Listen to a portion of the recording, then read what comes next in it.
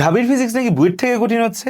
তাইলে এই যে বাচ্চারা মেডিকেলে প্রিপারেশন নেয়, ফিজিক্স একদমই ম্যাথ করে না, ওরা কিভাবে হচ্ছে যে মেডিকেলের পরে ডিউতে ভর্তি পরীক্ষা দিবে? এর জন্য কি ফিজিক্সের জন্য ওদের কি কোনো কোর্স আছে? হ্যাঁ, অবশ্যই কোর্স রয়েছে। ব্যাটাস অফ বায়োলজির পক্ষ থেকে আমরা তোমাদের জন্য নিয়ে এসেছি ঢাকা বিশ্ববিদ্যালয় মাস্টার ক প্রশ্ন ব্যাংক সলভ। তোমরা যদি ঢাবিতে ফিজিক্স ক্র্যাক করতে চাও, তোমাকে অবশ্যই মানে করতেই হবে সেটা হচ্ছে প্রশ্ন ব্যাংক সলভ।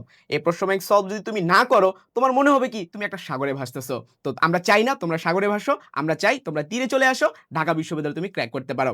তো ভাইয়া আপনি কি পড়াবেন? ভাইয়া তোমাদেরকে মাস্টার ক প্রশ্ন ব্যাংক এটা পুরোটা সলভ করে দিব। ঢাকা বিশ্ববিদ্যালয়ের জন্য যা যা লাগবে সেগুলো সব শিখিয়ে দিব।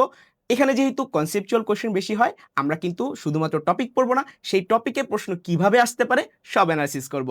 কোর্সের প্রাইস খুব কম, 1250 টাকা। যদি তোমরা 10 সেপ্টেম্বরের মধ্যে ভর্তি হও, তাহলে মাত্র 975 টাকায় কোর্সে এনরোল করতে পারবা। এই কোর্সের টোটাল ক্লাস হবে 30টি।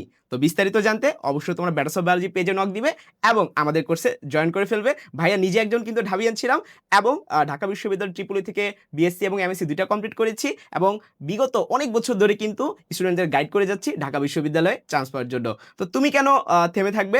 আমি চাই তোমরা আমার জুনিয়র হিসেবে আসো এবং তোমাদেরকে কার্জনে চা খাওয়ার দাওয়াত রইল। তো দ্রুত তোমরা যুক্ত হয়ে যাও ঢাকা বিশ্ববিদ্যালয় মাস্টার ক প্রশ্ন ব্যাংক সলভ কোর্সটিতে।